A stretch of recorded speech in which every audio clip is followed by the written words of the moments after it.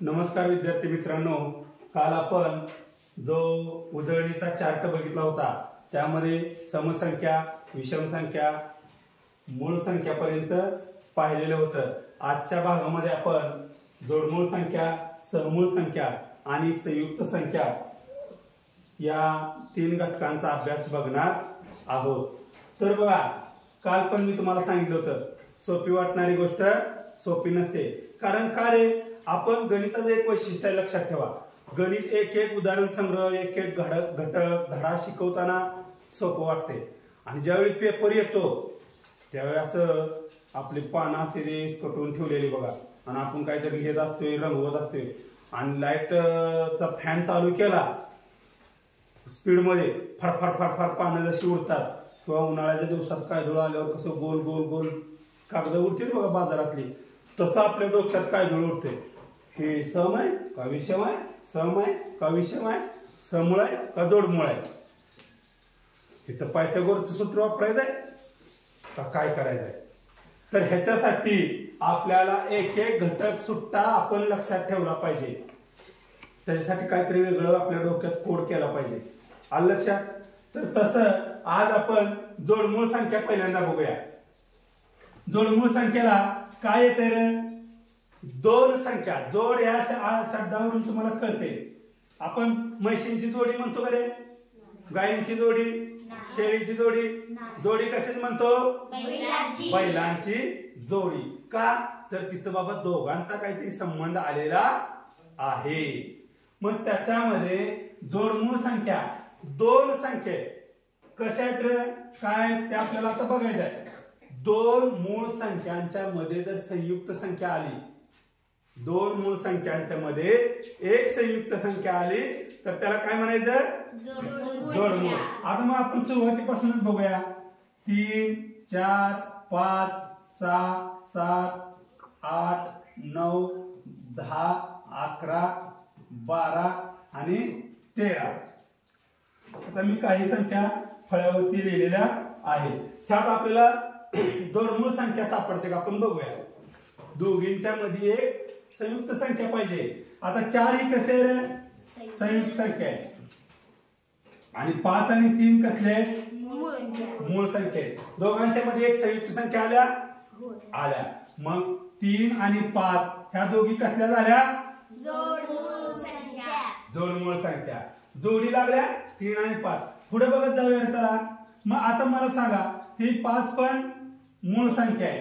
आता इथे एक संयुक्त संख्या आल्या बघा, आल्या का? हा. मग आता ह्या दोघी, ह्या 5 आणि 7 या दोघी संख्यांच्या मध्ये एक संयुक्त संख्या आल्या का रे? 6.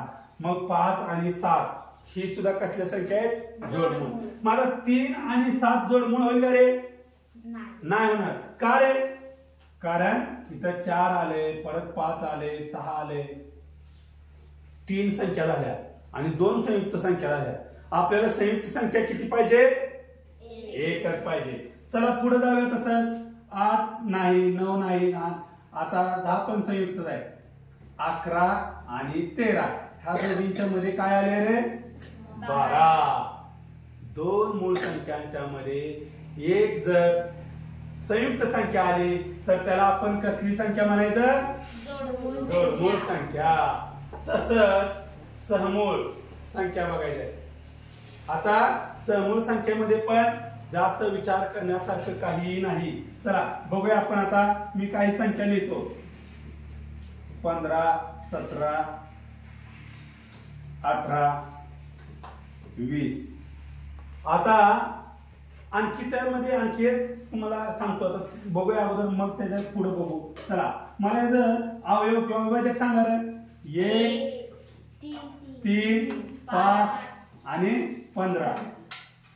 17 सांगा. चला 1 आणि 17. 18 सांगा.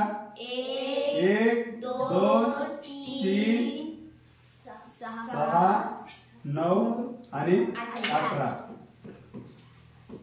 20 सांगा. चला 1, 2, 4, 5, 10 आणि 20. आता या ठिकाणी आपण सगळ्या संख्यांचे अवयव लिहिलेले आहेत. समूळ संख्येमध्ये दोन संख्यांचा सामायिक विभाजक 1 असला पाहिजे. 1 म्हणजे 1 ही संख्या, कळतंय? 1 ही संख्या. मग आता बघू गोल करून आपण 15 आणि 17चा पहिल्यांदा विचार करूया.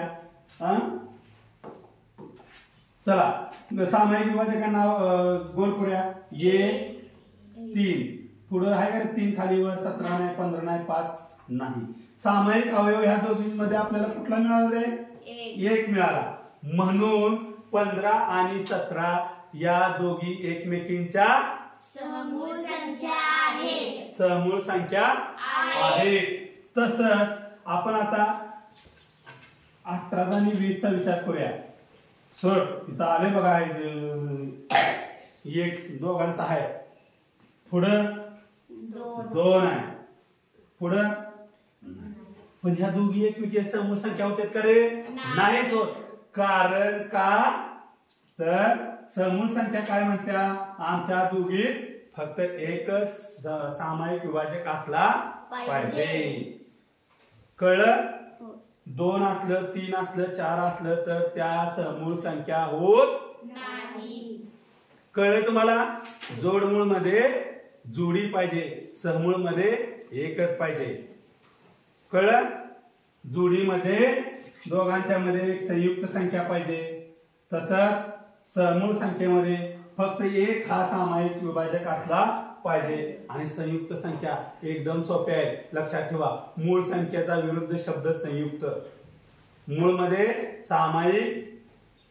मूळ मध्ये अवयव काय काय पडतात? फक्त आणि फक्त 1 आणि तीच संख्या. म्हणजे किती अवयव पडतात रे? 2. संयुक्त संख्या आपल्याला काय सांगते? संयुक्त संख्या सांगते 2 पेक्षा अधिक विभाजक असणाऱ्या सर्व संख्या या कसल्या असतात रे? संयुक्त संख्या. कसल्या असतात? संयुक्त संख्या. याला आपण काही पण म्हणू शकतो दुसऱ्या भाषेत. ज्या मूळ नाहीत त्या सर्व संयुक्त संख्या असतात. आलं लक्षात? तर आता बघूया 2 पेक्षा अधिक म्हणजे कसं बघा. आता मी इथं 2 संख्या लिहितो. या ठिकाणी 2 संख्या लिहितो बघा. एक लिहिली 15, एक लिहिली 17 आणि 40. तर आपण या ठिकाणी यांचा अवयव पाहूया. त्याला 15चा अवयव सांगा किंवा विभाजक सांगा. 1 3 5 15. 1 3 5 आणि 15. 17 सांगा रे. 1 आणि 17. आणि 40 सांगा. 1 2 4 5 8 10 20 आणि 40 असे अवयव पडलेले आहेत. आता अवयवांची संख्या सांगा मला.